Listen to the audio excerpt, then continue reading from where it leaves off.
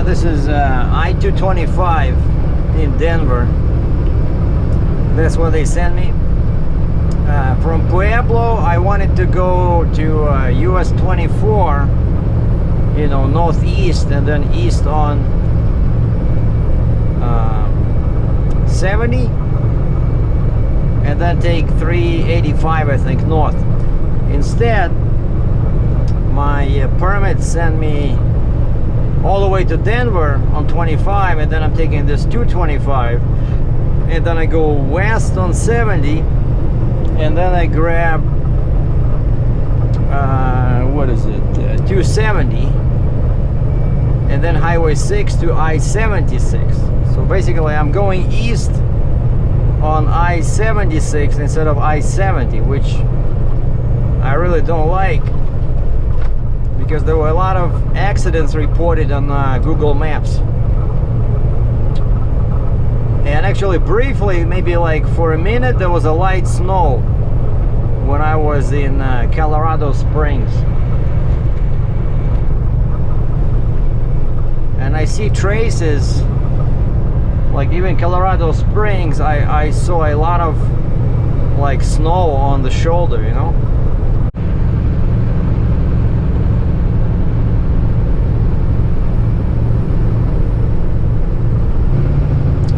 Taking 70 west,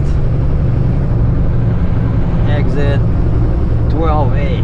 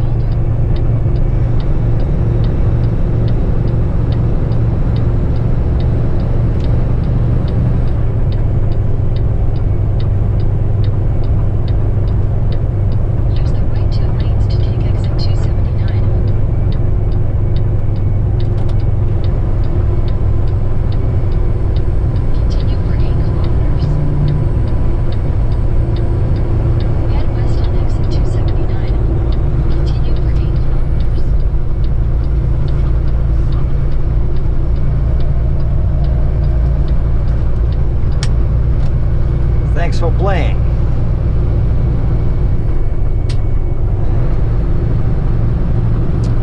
Alright, so this is 270. What is this? 270?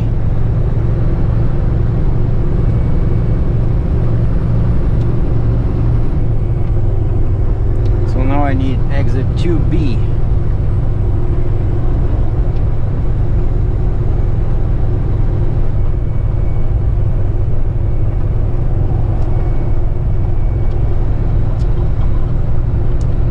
It might have something to do with the height, because my permit, they gave me the permit for 13 feet 10 inches, but over here legal is 14, I'm pretty sure.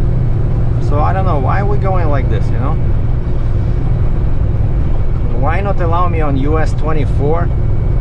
I would bypass all this mess. Like, why would I, in my sound mind, why would I want to go through Denver where I can bypass it? And actually my goal is Nebraska, right, which is northeast. Like, you know, quite often I don't understand the logic that these guys are using at DOT there, sitting in that little dark room with a 10-year-old computer, you know.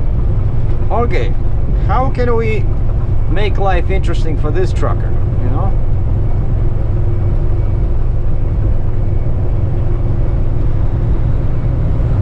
All right, 2B, where is this? My GPS says this is gonna be York Street. Head northwest on I-270 west.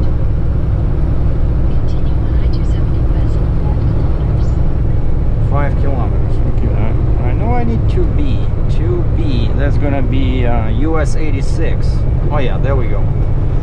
The sign on the top says, or US 85. Oh, same difference. 85, 6, 2B, 2A. Yep, that's us. In 600 meters, keep left to continue on US 6 east, US 85 north. Okay. Yeah, US 6. I remember something in the permit about that. So first it's US 85, then it becomes basically US 6. And after that, Head north on Vasquez Boulevard toward East 60th Avenue.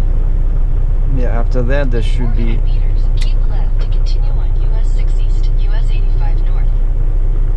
Yeah, I like that when I get 10 instructions for one intersection. That's really cool. But I see that 2 lanes exit. Something east I don't see. I think I have to be in the left 2 lanes. Shoot. And here we have Walmart. And see how nicely, see, that's how you do it in the civilized world. You put those yellow concrete barriers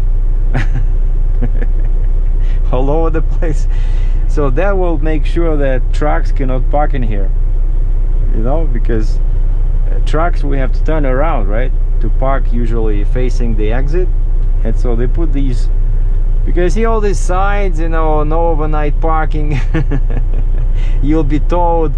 That doesn't work. These guys are smart. They just grab a couple of dozens of these concrete barriers, painted them bright yellow, and put them in. No more signs are required. So they probably paid like $200-300 for one barrier, but now they're saving $20 a year on signs. And that's pretty cool. Okay, this is a different GoPro. Head north on Vasquez Boulevard toward East 60th Avenue. So we switched to a different GoPro because that one, for some reason, became very quiet. No beeping. I cannot hear if it works or not. In 300 meters, keep left to continue on US 6 east, US 85 north. Yes, over here we gotta start begging these people for the left lane.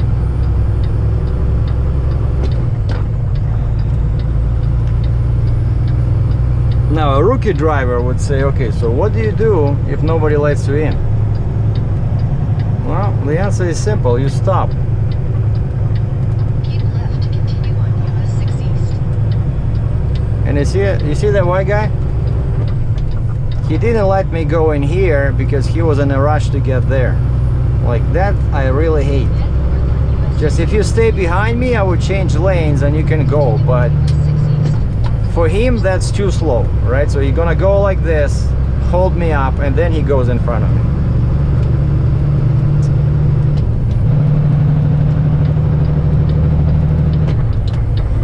Use the left 2 lanes to take the ramp to I-76 east. Sneaky. I saw the sign. Oh, wait a second. I-76 lane ends. My bad. I thought it was the right lane. And the guy behind me is like going like this too. He saw me move left, he went left. And then he saw me move right, he went right. Alright, so this seems like, yeah, this is I-76. Alright, now we're cooking with gas.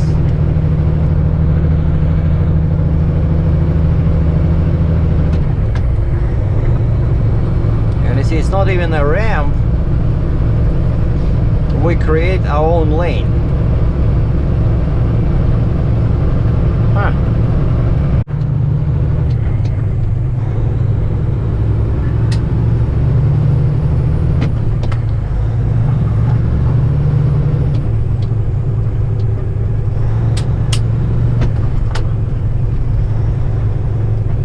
All right, this is my first stop. I think it's this way.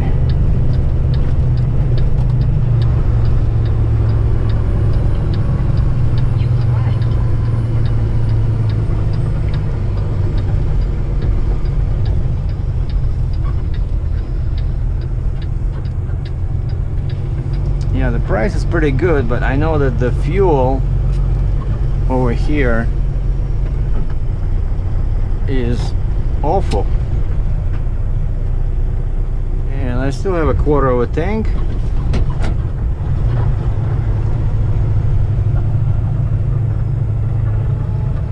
So we should be okay.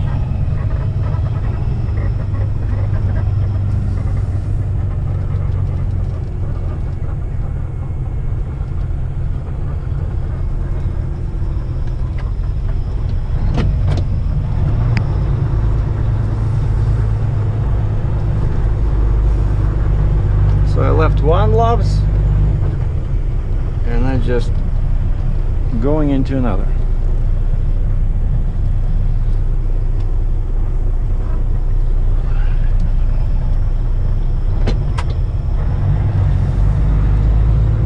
Just trying to find a spot where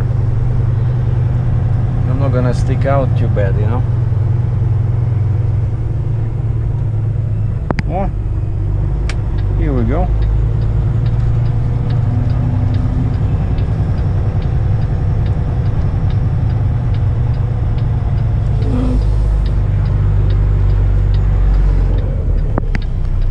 Wait a second.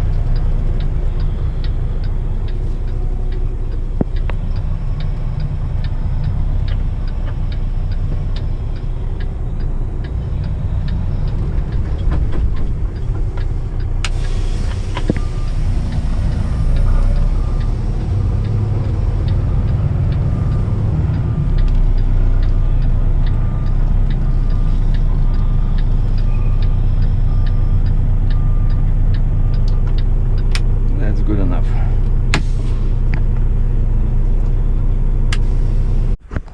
And I left the truck stop, right? I made one stop, so I did what, 120 miles, and then I started driving on 76. And the plan was, all I had to do was, I think I drove like an hour. All I wanted to do was see, these guys are good, flying by. By the way, I see lots of people are buying these new Macs, you know. All I have left is 120 kilometers, ladies and gentlemen, 75 miles. And I wanted to stop. There's a small truck stop here at exit 149, because I'm supposed to take this one, 59 north, and then 138, and then 385, and that's how I enter Nebraska, 80. But see, I wanted to stay there, but they stopped me. They said no, you cannot go. See, this guy stopped too.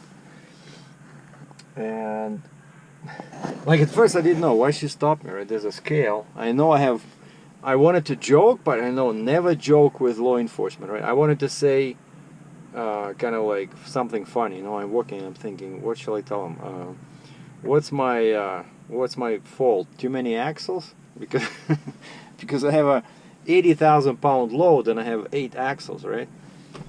But thanks God I didn't say anything. I was apologetic. I said I'm sorry, like, is there a problem? And she says wind gusts, and I swear to God I did not realize that it was a crime. But she shows me my permit, and she says right here it says no, wait, that's Nebraska. Hold on. Travel prohibited when hazardous conditions exist, included snow, ice, mud, rocks, winds, and reduced visibility. But it doesn't tell you how bad the wind should be, you know, like, so it's all subjective, you know. And I'm heavy, right? So I'm not like 16 feet tall. So to me this is pretty safe. I'm driving 57 miles per hour, and you know, I was not like, everything was cool. I had full control of the vehicle, so I don't know what's the big deal is. But she says she was checking, she gave me this website. It's called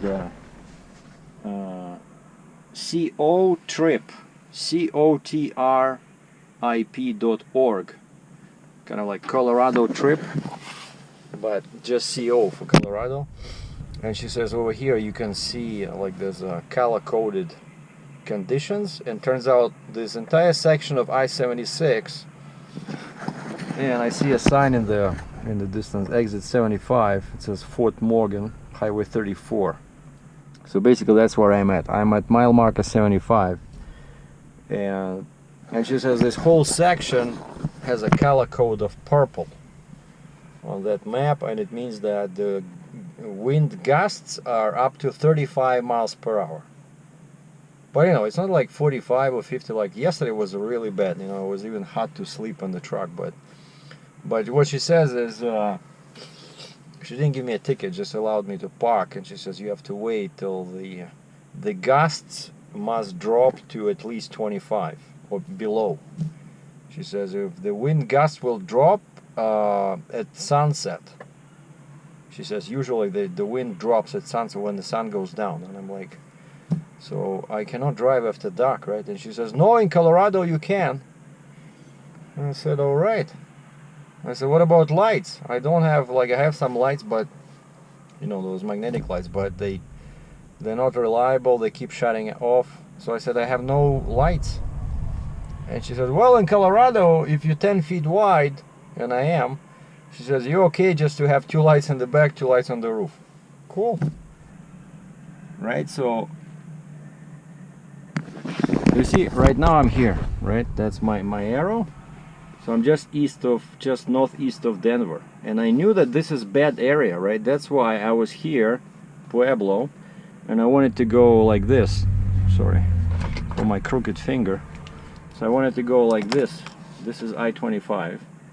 And I wanted to go like this to Colorado Springs, then take US 24, and this is a freeway, 70. And I wanted to take 70 all the way to this 385, because there's a border with Kansas over here. And Kansas only gives me 65 on the quad, so I definitely don't want to go into Kansas, because that also adds another state that I need a permit in.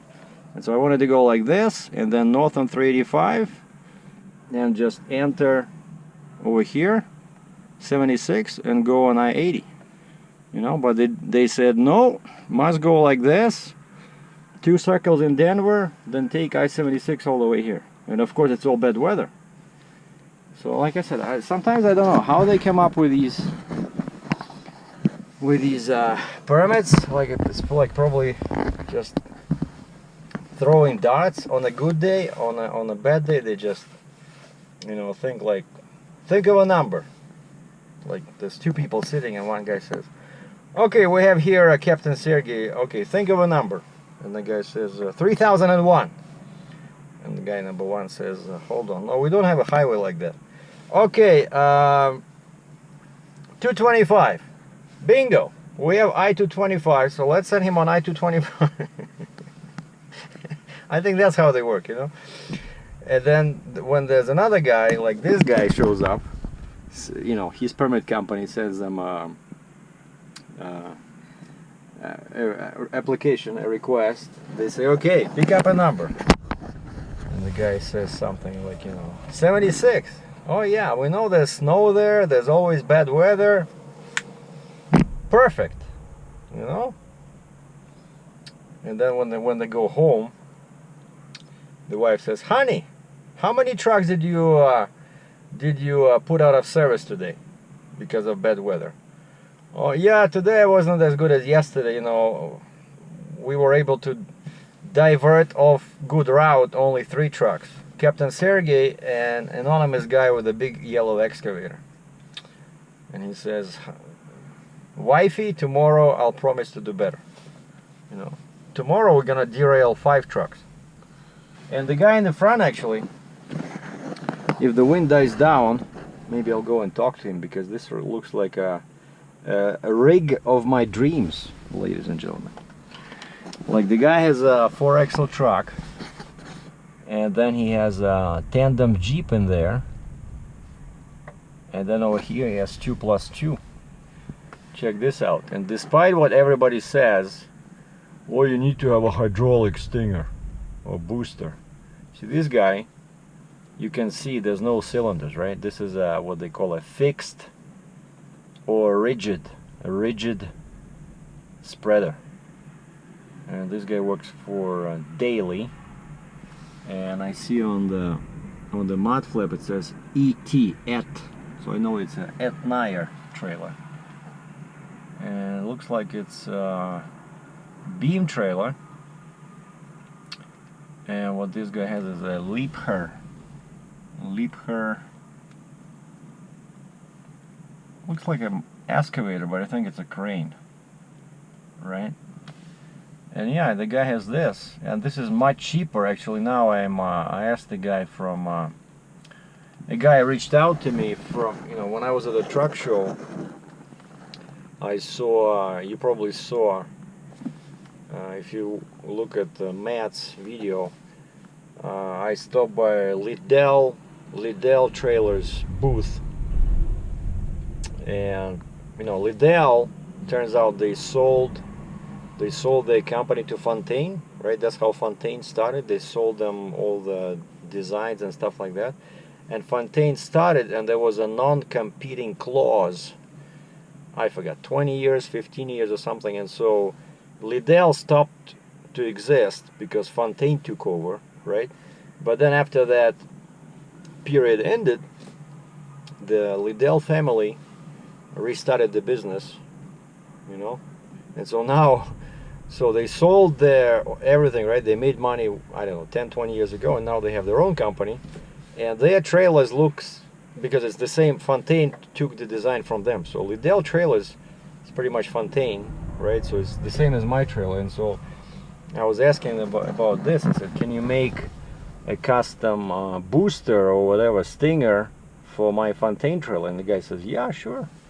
And he says, I said, can you give me like a price, you know, like a quote, how much it would cost? And he says, what kind of spreader? Hydraulic one or air? And I said, what would you recommend? And he says, well, of course I like hydraulic ones better, but they're much more expensive and they're heavier, you know. So I don't care, right? I don't go off-road, because that's where they say it's dangerous if you go off-road, but something like this, 2+2, or actually, and so I'm waiting for the price. He's gonna give me the price for this. And basically, I just need this, right? Actually, wait a second. Is this like a single unit? Oh yeah, so this is different than this is different thing, you know, because I already have 2 axles, right? I just need a spreader bar, but this guy has like this whole dolly, right? The axles are in there, you know, so it's not like, you see the metal is, yeah, this is weird. So this is much shorter. I think it probably has like 8 feet between them, you know. Yeah, something like this would not work on my trailer, but I just need the spreader bar, like the metal piece, to connect my 2 my two axles.